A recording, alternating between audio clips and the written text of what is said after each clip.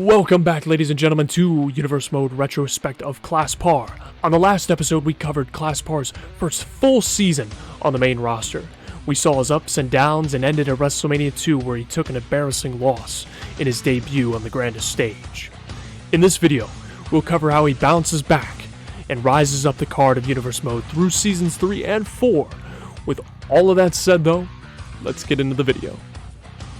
With the conclusion of Season 2, Universe Mode would shift from 2K17 to 2K18. This would result in a delay for Classpar's return. In storyline, it was played off that Classpar would take some time off after his defeat to find himself and come back with a resurgence. He would return looking to make a big impact. Classpar's return would come on Raw, Episode 10, against John Cena, making it official that he was returning to the Red Brand for Season 3. In the match with Cena, though, he would come up just shy of beating him. However, despite the loss, he was added to a triple threat match at Money in the Bank, where the winner would get a shot at the Universal Champion, Brock Lesnar, at Battleground. Rolling elbow to Finn Balor. Cover, rolling him over. Come on, ref. 1, 2, 3. Yes, he got him. Barely. Just. With this victory, Classpar secured his first career one-on-one world title match against the Beast, Brock Lesnar. The two would face off on episode 18 for the title. Though the match wasn't a 5-star classic, it was an emotional roller coaster ride for the live viewers. Would Classpar succeed, or would he let this golden ticket slip through his fingers at becoming the world champion? When asked about his thoughts on Classpar's match against Brock Lesnar, Panda Plays had this to say: "People forget that there was a story with me and Brock. He attacked me and took me out of a tournament at the end of Season 2. So there was a rivalry going into it. I saw it as a chance to redeem myself by hopefully looking strong. As for winning the belt, though, no chance in hell. However, I did keep my fingers crossed."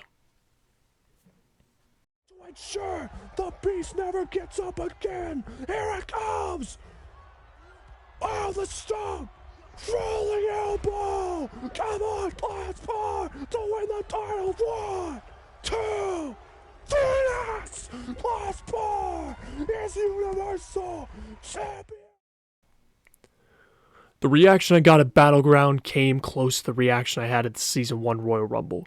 Instead of awes and "he should have won" from the audience, I was instead greeted with a roar of applause from the chat, celebrating after I pinned Brock Lesnar for the third and final fall.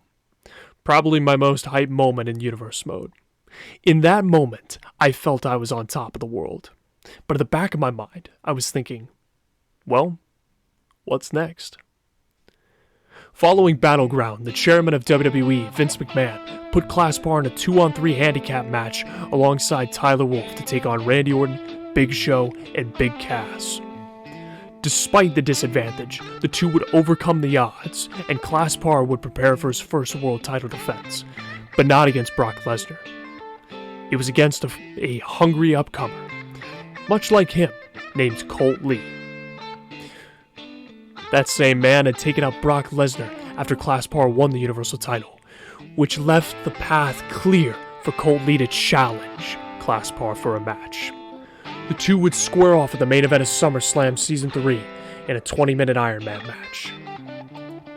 Classpar would ultimately win the match, 3-2. For his success, Vince McMahon rewarded Classpar with the next Raw off to rest up. He needed, because if the handicap match or a fellow rising star couldn't put down Classpar, then Vince McMahon would call upon a special kind of pressure to see if Classpar would become a star or crumble to dust.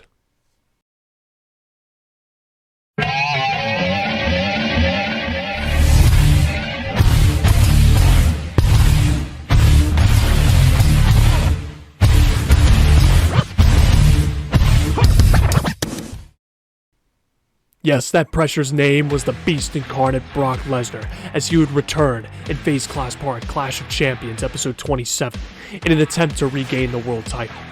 However, Classpar once again showed his fortitude by retaining the championship. Just when the biggest obstacle seemed out of his way, he'd be hit with yet another decision at Hell in a Cell where he'd have his opponent picked to face him by Vince McMahon. In a cruel twist of fate, at Hell in a Cell, Classpar would be scheduled to defend his championship against a returning DJRC, now rebranded under the name Raymond Cruz. The two would battle for the second straight time in the main event of the show, but the difference was that it was for the world title hanging in the balance.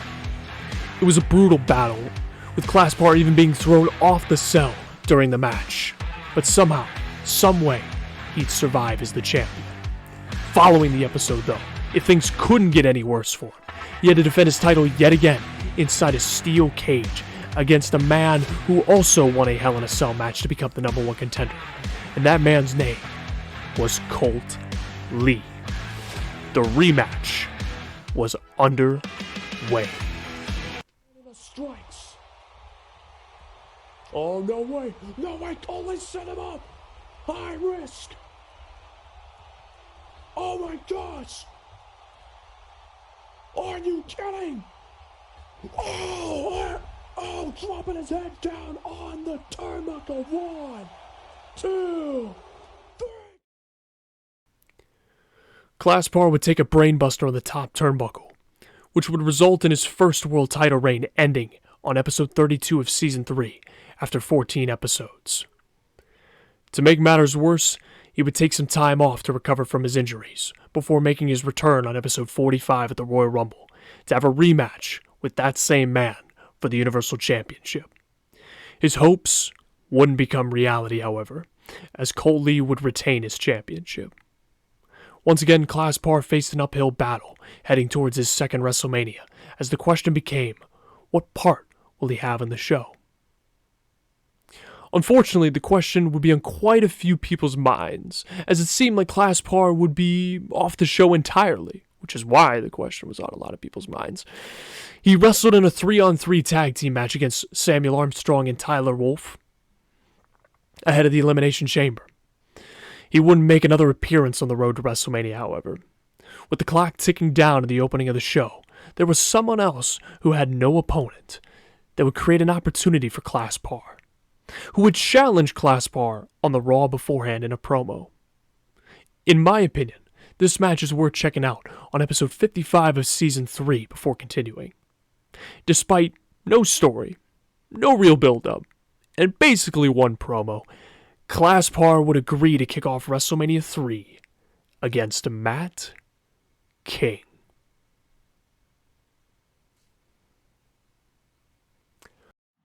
Drop kick again to the back. And he sent him up. Rolling elbow again.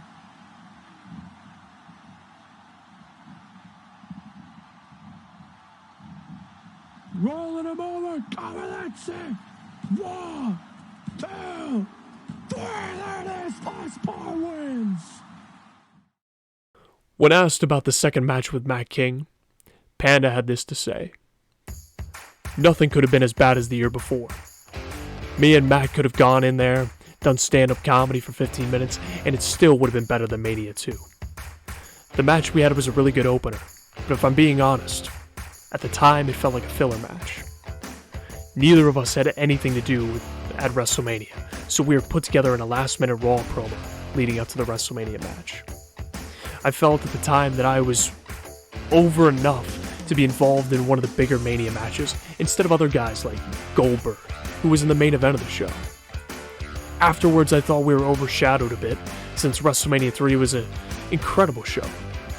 I learned that night that even though I had been a world champion and had been at the top of Raw, I still had a long way to go if I was going to call my story a success story.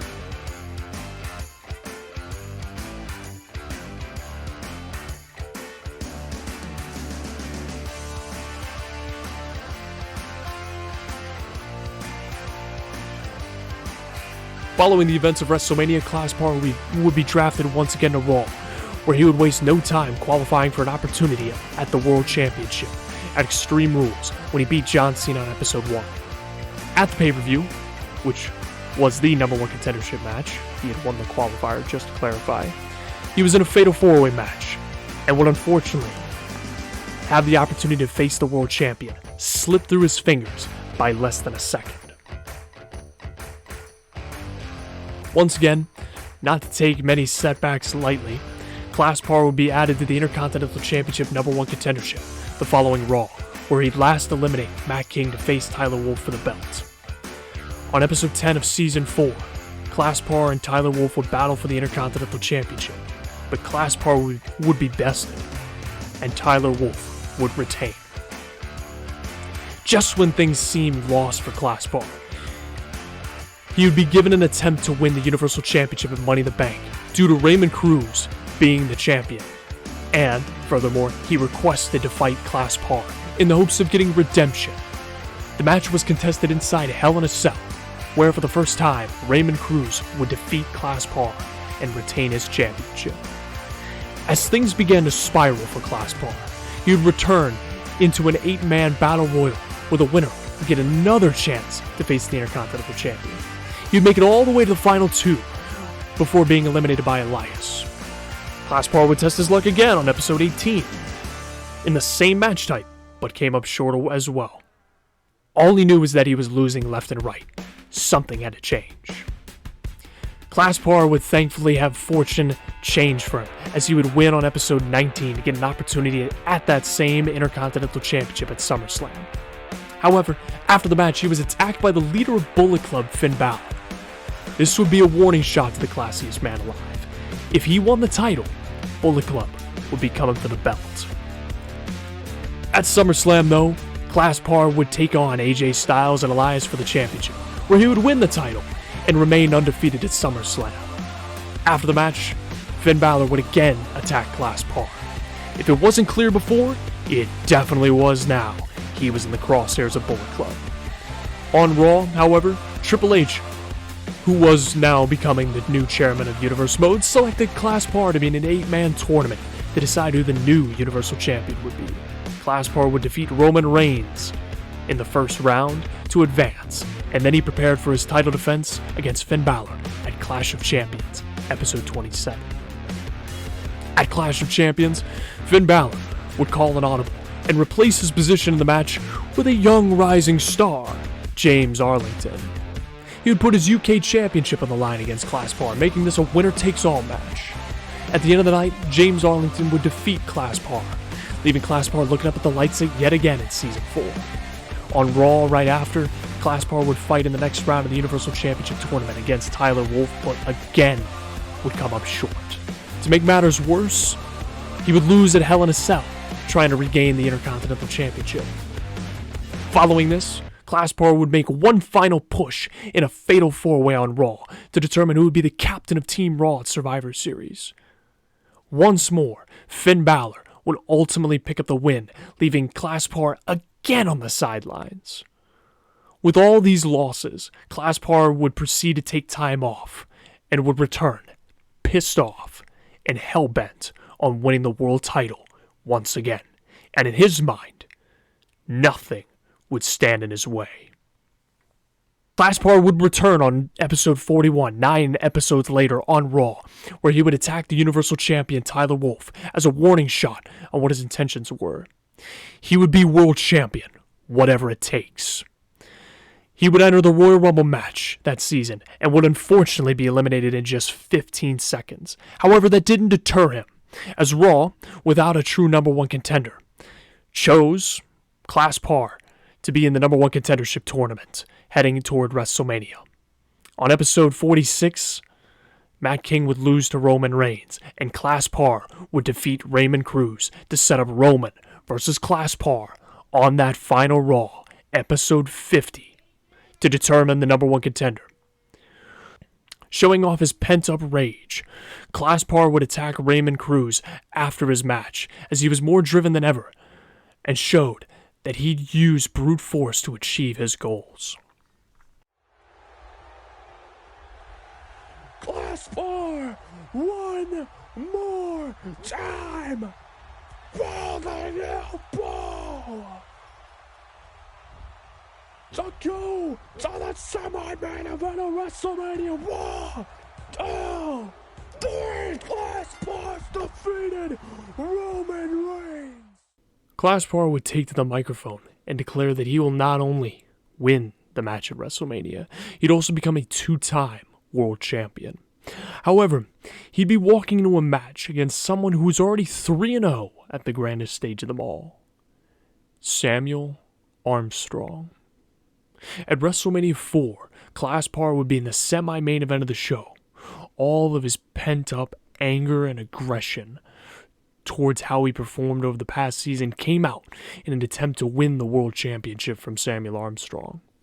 Not only was this a significant match for Classpar, but to me, this was arguably one of the best matches of Armstrong's career. With a new look and a new attitude, the classiest man alive looked to unseat the Reaper of Souls and take back the Universal Championship. Armstrong now setting him up. Here we go, the routine power bomb from hell. Caught him there.